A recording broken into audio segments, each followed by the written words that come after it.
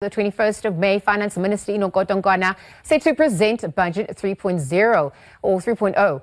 It's South Africa's third attempt at passing this year's national budget. The first attempt in February collapsed after coalition partners rejected the proposed VAT increase. The second version, tabled in April, that was also rejected. And now the EFF and the DA, of course, then took the minister to court, arguing that 0.5% VAT hike was unlawful. This budget now aims to address a 75 billion rand shortfall caused by the government's decision to abandon a planned VAT increase. So perhaps for more on this now, we're going to be joined by economic freedom fighters Chumani Matiwane as well as Willie Aukamp from Democratic Alliance. A very good afternoon to the both of you. Thank you for joining us. Chumani, of course, you're from the EFF weighing in as well. We obviously just looking at the finance minister set to deliver Budget 3.0. Perhaps we're looking at the expectations from the EFF side at this point, how it's also going to be perceived by the general public and also just other political parties. Tell us what's happening on your front as we edge closer. Good afternoon to you and your listeners.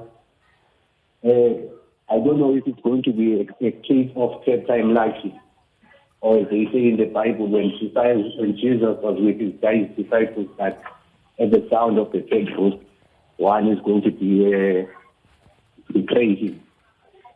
We feel as the economic freedom, we think that as the economic freedom fighters, the third attempt at the budget will be a betrayal of the people of South Africa, as the government is afraid to act against its business by introducing means of augmenting the budget through the introduction of the wealth tax, increasing corporate tax. Instead, they are going to pursue an austerity budget that will only lead to social debt, because they will cut spending to essential services in public health, in security, that is policing, and education. So it will just be a disaster for the working class and the poor. We will not benefit anything from the upcoming budget that will be proposed in Parliament.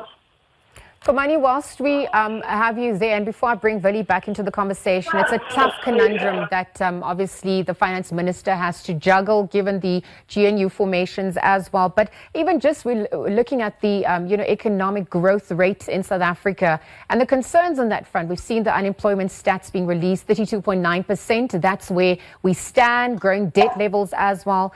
And so I wonder if we are looking at how this delayed budget to date has affected the operations of government and the overall outlook for South Africa. What does that look like from your vantage point as well? The projected economic growth by National Treasury is not realistic. They have been unable to match what they project. The economy has been growing at less than 1% per year, so which is not assisting us in fighting the global challenges of inequality, unemployment and poverty.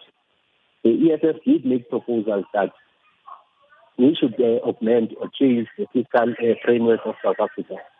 Instead of focusing on servicing debt and focusing on having a budget surplus, we should be focusing on a more growth-orientated budget here. Nowhere in the world has austerity produced economic growth. It is not going to start here in South Africa. So the EFF will make proposals that there should be a fiscal stimulus of 500 billion over a period of 3 years, additional to the 124 billion that was proposed in the last budget by the Minister of Finance. In our projections, that would give us 2.1 million jobs in the period, or in those 3 years. It would give us the required economic growth of between 4% and 6%, which is needed to get our economy away from stagnation into a growth pattern.